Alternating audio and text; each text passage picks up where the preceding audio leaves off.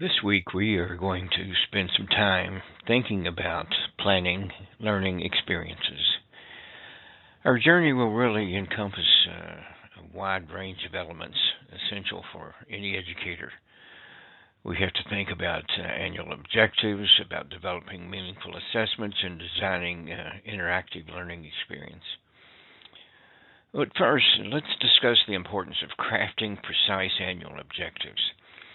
Now, I'm not talking about setting goals, but about creating a clear, actionable roadmap for the academic year. We'll look into how to identify these objectives and ensure they're both ambitious and attainable. They should be tailored to the specific needs and the abilities of your students, reflecting the unique character of your grade level and your subject area. It doesn't make any difference whether you're teaching math at the elementary level or high school literature. Your objectives will serve as the backbone of your teaching strategy. So let's explore some methods to define these objectives and understand how they align with the broader educational standards and benchmarks. Let us focus, if we will, for just a few minutes, on the development of meaningful assessments.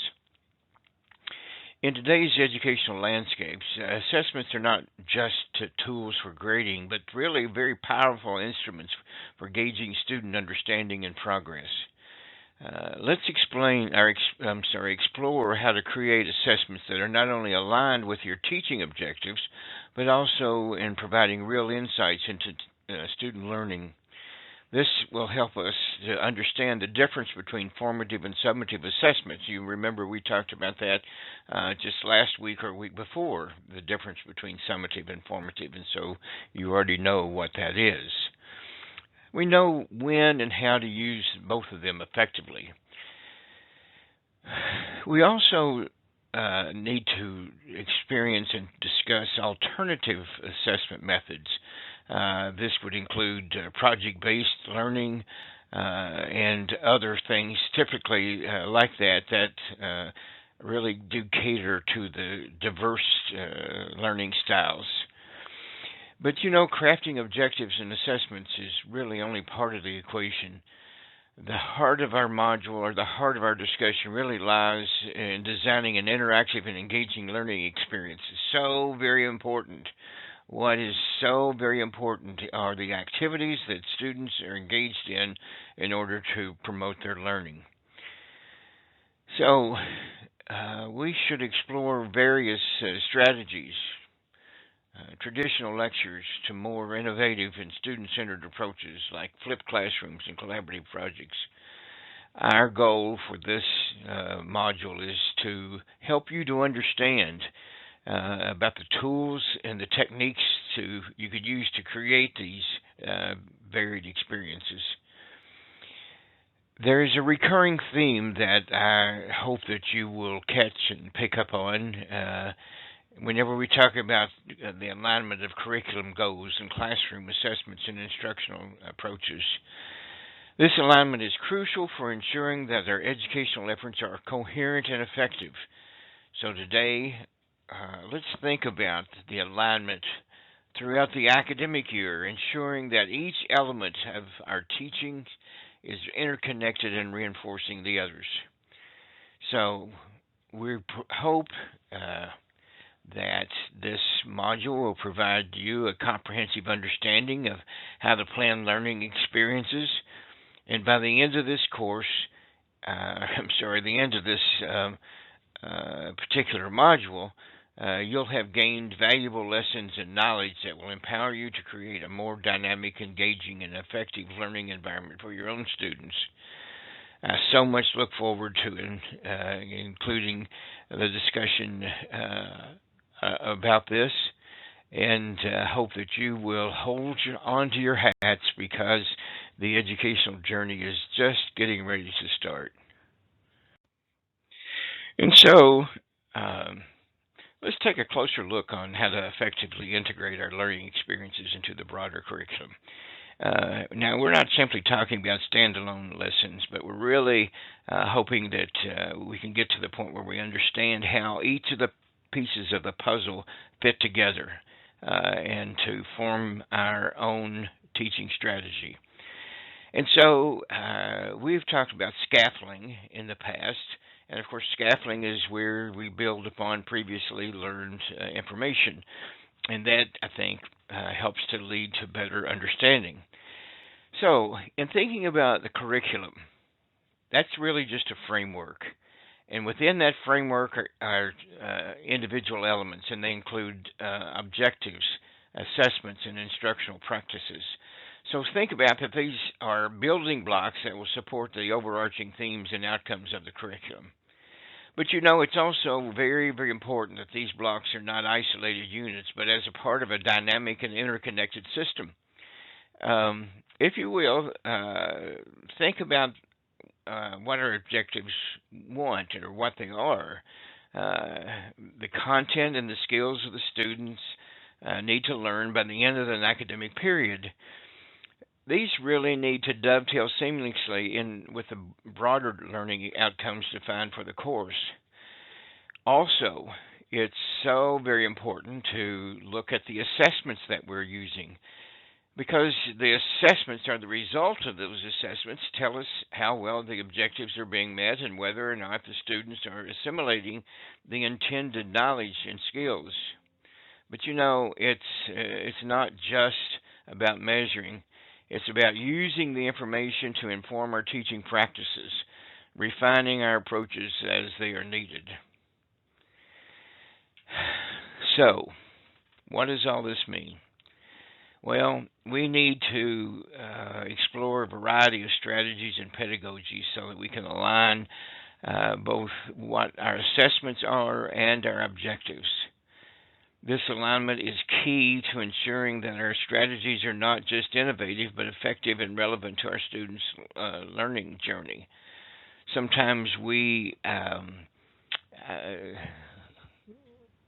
buy things or add things to our curriculum, and we don't know whether they're going to add anything or not. Um, but let's continue this journey for just a few minutes. Um, let's talk about our learning experiences and how they logically build on the last. Each assessment really is designed to reflect the objectives and instructional approaches to be chosen. Sometimes we use case studies, real-world examples to examine how elements come together. And by the end of the discussion, it's hoped that we can create these objectives in a real and purposeful way. Uh, we need to think about weekly plans. Sometimes we only plan long enough to satisfy the needs of a particular day or a particular week, rather than looking at the cans and deciding how much paint is there in order for us to make the trip. Um, and all these things contribute to our weekly plans and semester goals that we're teaching and hoping the students align to. But we're also helping our students towards meaningful academic achievements. And so, as we look at this week, please do keep in mind that we're not just planning lessons, we're crafting experiences, and experiences that will not only resonate with our students, but for this week, we hope that we're going to lay a foundation for your teaching experience that you'll not soon forget. So let's take a look at the objectives that are present for this particular module. First of all, we need to understand how to create the goals, the annual goals for your grade and your subject. If you remember, a few weeks ago, I referenced the Cheshire Cat in Alice in Wonderland, and Alice said, "Well, where am I? Where can you give me directions to go?" And the cat says, "Well, where do you want to go?" And she says, "Well, it doesn't really matter." And then he says, "Well, then it doesn't really matter which road you take because any road will take you there." So if you don't know where you're going, then you're just going to wind up drifting around and not knowing whether you ever really meet the standard or the goal that you've set. Um, Two, we've talked about assessments. We've talked about formative assessments and summative assessments and the things that are a part of a lesson. But just keep in mind that what we measure, we should teach. If we're going to expect our students to know how to add, subtract, multiply, and divide fractions, then we should teach them how to add, subtract, multiply, and divide fractions. That's not teaching the test. That is good teaching. Third, recognize the difference between various types of assessments. And again, we have formative assessments, and we have summative assessments, and we have diagnostic assessments. Then fourth, we plan to engage our lessons and tailor to different students' needs. This is where teachers often fall down because they have one particular learning style that fits most of our students, but there's some that just are not fit at all to have red, white, and blue as a part of their ensemble. And then finally, ensure that the lessons and goals and the assessments that we're setting really are all aligned. Again, it's like driving along on a highway. Make sure that we're focused and going in the right direction, and we have road signs along the way that we should be searching for, and that will help us know whether we're on the right track or not. One of the best ways to write goals is to keep the acronym SMART in mind. SMART goals. Because each of those letters, S-M-A-R-T, stand for something that when they're combined, then they will generate you, or you will have generated a SMART goal. So S, it is specific. M, it's measurable. A, it's achievable. R, it's relevant. And T, it's time-bound. Now, here's a couple of examples. I am specific, right? I am. I will learn to type 60 words per minute within 2 months. How much? 60 words within 2 minutes. And then we have, I will create a collaborative culture in the school where students and parents can discuss and plan their work accordingly or together. I will hope to do so by engaging 5 additional classrooms. This will then allow our students to have some of the advantage that the schools in our area also enjoy. Again, it is so important, so very important to make your goals SMART. So we would create perhaps yearly goals, and we would do everything that was within our power to try to meet those goals. For example, sometimes in a home, the oldest may be 20 or 21, and the youngest may be 10 or 12. And so I asked one day, "Who's driving this car?" And this little girl says, "Well, my mother is." And I said, "Well, can you move it?" And we both laughed. What I was searching for was a specific goal. Get the car out of the way. So when you're writing, make sure that you have the grade level listed and the types of students that you have there. Surprise, surprise, surprise. Why? Well, so let's talk a little bit about aligning the assessments and the teaching goals. It's very, very important that what you teach is the same content over that you've tested. Now you have to say, okay, I pinky swear this, or I don't know. I guess it's just self-reporting. However, if they say to you, no, that doesn't work, you're going to have a handheld. Anyway, The assessment really gives us some insight into the level of understanding that our students have. We talked about different types of assessments. We talked about formative and summative and diagnostic assessments. But make sure that our assessments align with the objectives that we have. And when you start doing that, it will become much clearer what I mean to align your objective with your SMART goals. I'm sorry, along with your objective. And so, what I'm getting ready to do just now is an example of scaffolding, and that is building upon something that you already know so that you can learn additional things. For example, we have already talked about formative assessments and summative assessments and the characteristics of the diagnostic assessments. But let me talk about each one of those for just a few minutes. Um, First, in our formative assessments, uh, these are like making checks during a lesson. They're really integrated into the learning process and they provide immediate feedback for you and your students. And they look for ways to manifest themselves, or they look for questions that you ask during the semester to have a copy of those, so at the end of the day they can just measure that. Next, on the summative assessment, these are really diagnostic and they give us all kinds of problems. You see,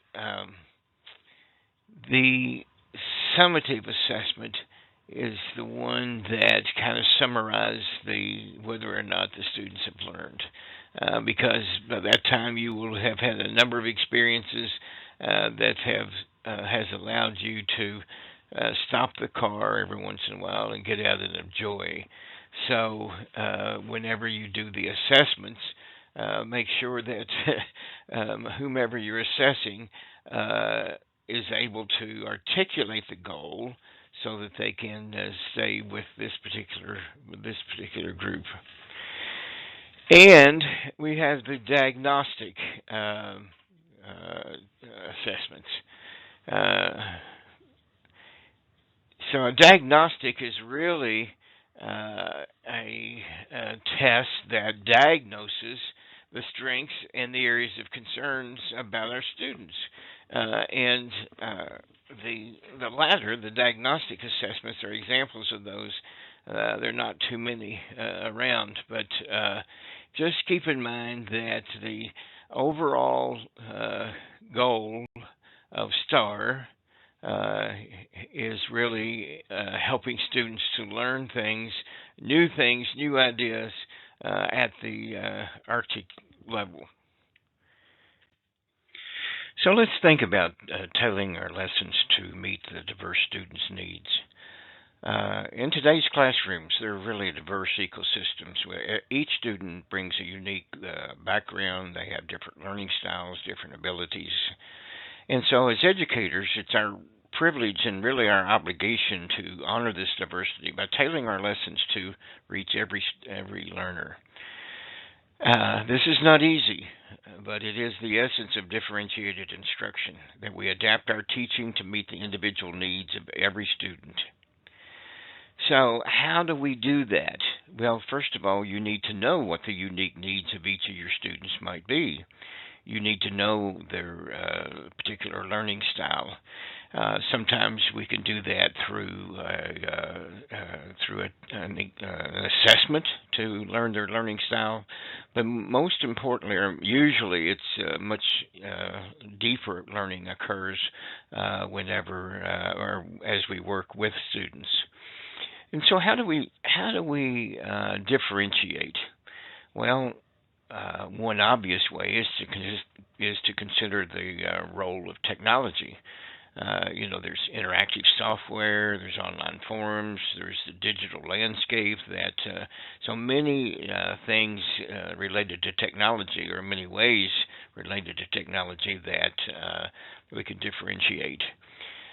We could also consider the power of collaborative learning, group work, and peer-to-peer interaction. Not only builds social skills, but also allows students to learn from one another. uncovering insights that a lecture alone cannot provide. But engagement goes beyond just keeping students interested. It's about making the content relevant to their lives. So, how do we connect lessons to real life scenarios, making learning meaningful and demonstrating its value beyond the classroom? This is something that is critical and that every master teacher knows how to do to make the lesson that they're teaching relevant and connected to real life.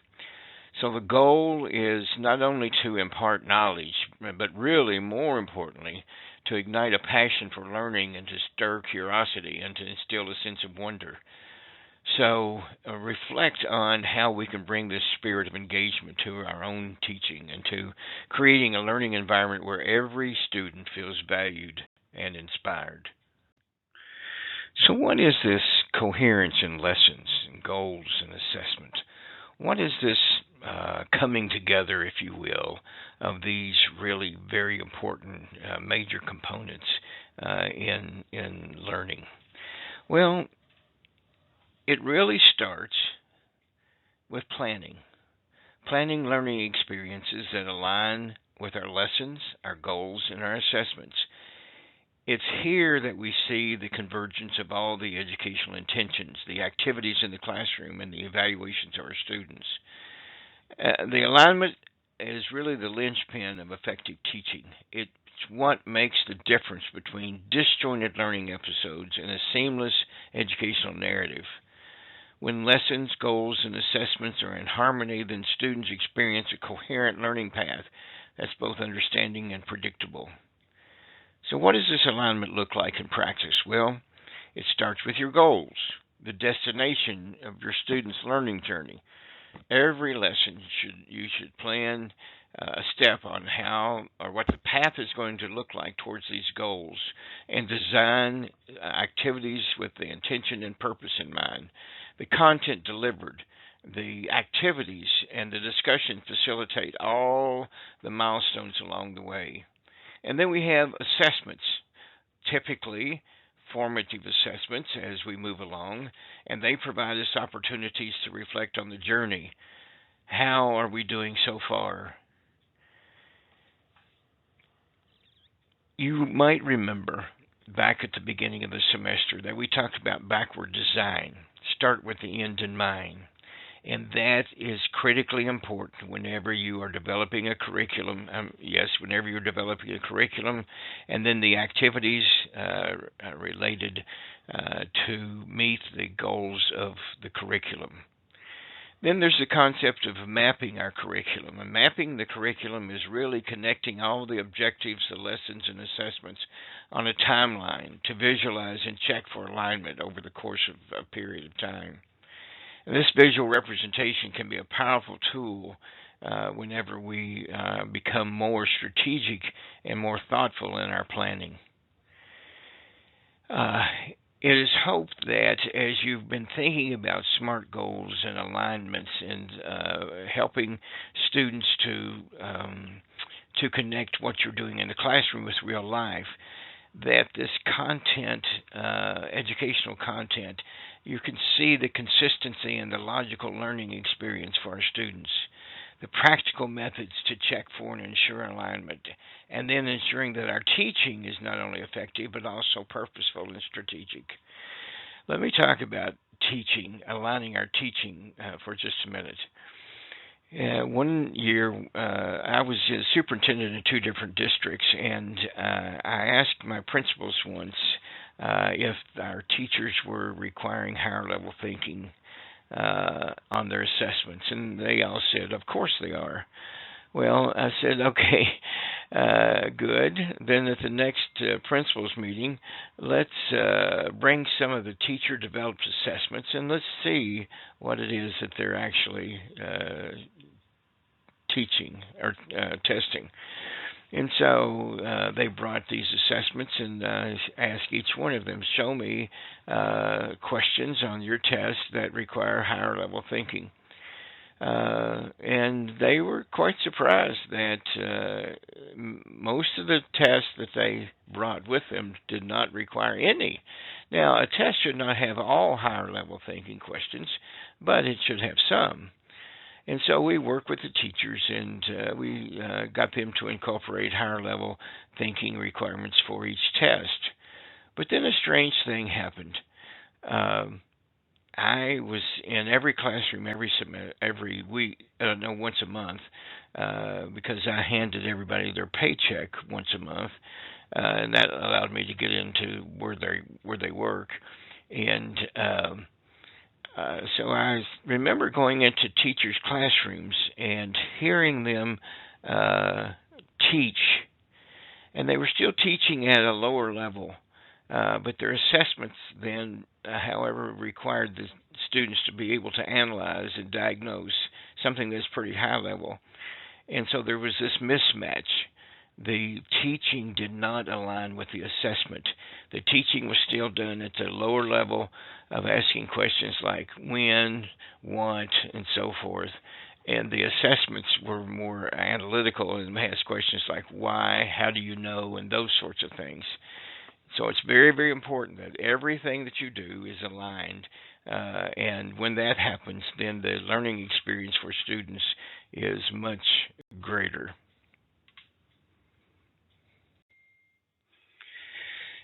So let's reflect for just a few minutes the importance of having objectives and the direction and the assessments. All of these instructional strategies, it is so very, very important to know where you're going before you start the journey. Start with the end in mind. You, if you don't know where you're going, then any road will take you there. And so I've tried a variety of techniques to help you to learn about some of these places that you might be traveling.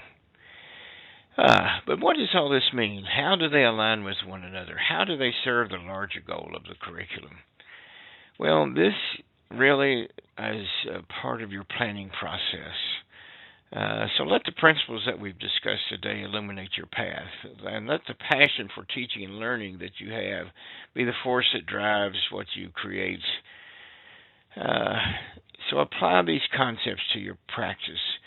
Think about continuous improvement. Also, take a moment to consider what educators learn from one another. Share your insights, discuss with your colleagues, collaborate on your solutions. And by doing so, you can contribute to the collective wisdom that enhances our profession. It is so important for us to realize that the alignment of our curriculum and the alignment of the activities, the alignment of the assessments, the alignment of the instructional delivery, that every one of this must be aligned. And when it happens, it's almost magical. Uh, and I've seen both. I've seen great lessons, wonderful lessons, but I've also seen some lessons that just fell on its face. And what was the difference? The difference was the alignment or the lack of alignment. So again, I trust that you will keep these things in mind as you develop your own curriculum. And then let's take a look now at the assignment for this particular week.